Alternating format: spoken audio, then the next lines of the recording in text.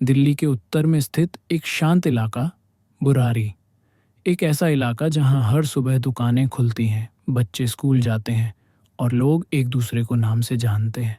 लेकिन जुलाई 2018 की एक सुबह इसी शांत जगह ने भारत को हिलाकर रख दिया। एक घर, एक परिवार, और उस घर के अंदर 11 लोग मरे हुए मिले। लेकिन डरावनी बात यह नहीं थी कि वे मरे हुए थे। डरावनी बात यह थी कि वे एक जैसे थे। एक जैसी रस्सियां, एक जैसे गांठ, आंखों पर पट्टी, कानों में रुई, मुंह ढके हुए, जैसे किसी ने सब कुछ पहले से तय कर रखा हो। ये परिवार भाटिया परिवार था। पढ़ा लिखा, इज्जतदार, धार्मिक, कोई आपराधिक इतिहास नहीं, कोई घरेलू हिंसा की शिकायत नहीं। घर के बाहर से कुछ भी असामान्य नहीं लगता था।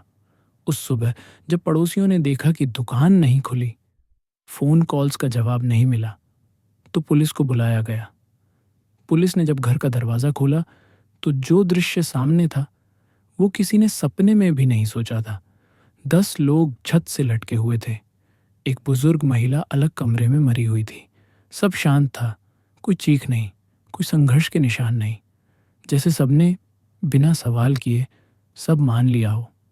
जांच शुरू हुई और फिर पुलिस को मिले कुछ पुराने रजिस्टर, डायरियां, कुल 11 डायरियां।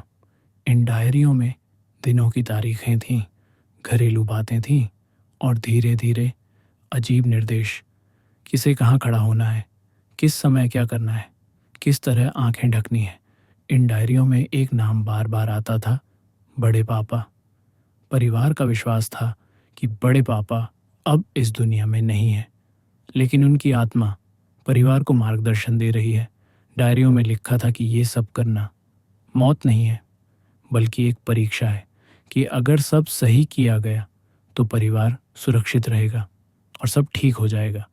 सबसे डरावनी बात ये नहीं थी कि निर्देश लिखे थे, सबसे डरावनी बात ये थी कि सभी ने उन्हें माना।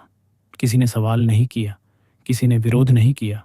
मनोवैज्ञानिक इसे कहते हैं शेयर्ड साइकोसिस। जब एक व्यक्ति की मान्यता धीरे धीरे पूरे परिवार की सच्चाई बन जाती है। डर, श्रद्धा और सवाल पूछने की आदत का खत्म हो जाना। लेकिन कुछ सवाल आज भी जवाब मांगते हैं।